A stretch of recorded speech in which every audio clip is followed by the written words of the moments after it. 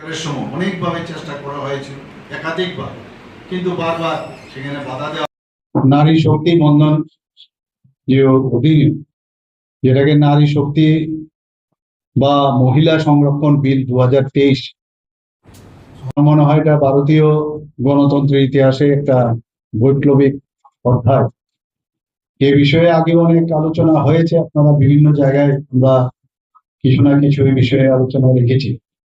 তবুও আমার মনে হয় যে আর একটু বিশদভাবে এখানে আলোচনা করার দরকার।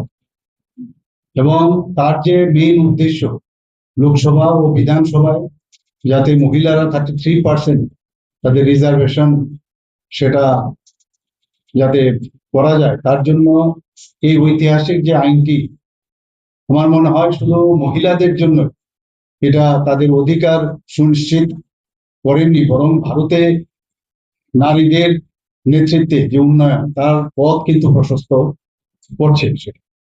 এবং 2023 সালের সেপ্টেম্বর মাসে ভারতের নতুন সংসদ ভবনে, আমাদের সংসদ ভবন যখন প্রথম সংসদ ভবন, যে নতুন সংসদ ভবন, সেখানে বিশেষ অধিবেশন সেখানে চলেছিল এবং সেই বিলটি সেখানেই কিন্তু পাস হয়। সেই আইনের যে মূল লক্ষ্য সেটা হচ্ছে লোকসভা এবং রাজ্য বিধানসভায় মহিলাদের 33%, অর্থাৎ 1/3 আসন সংরক্ষণ করে সংশোধনী আইন অর্থাৎ 106 অ্যামেন্ডমেন্ট অ্যাক্ট হিসাবে স্বীকৃতি লাভ করে। নারী দেখেছেন পার্লামেন্টে আলোচনা হয়েছে যে নারী শক্তি বন্ধন বিল নিয়ে।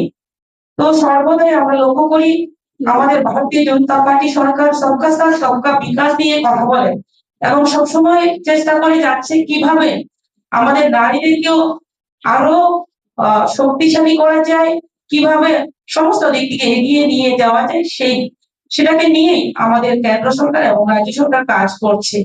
তো আপনারা বিগত দিনে লক্ষ্য করেছেন যে আমাদের পার্লামেন্টে সবসময় আমরা পক্ষে কথা বলছি, নারীদের অধিকার নিয়ে কথা বলছি, কিন্তু দেখা গেছে যে কংগ্রেসের নেতৃত্বে হিন্দি জোট আমাদের এই নারী শক্তি বন্ধন বিলকে বিরোধিতা করেছেন, তারা নারীর বিরোধিতা করে যাচ্ছেন।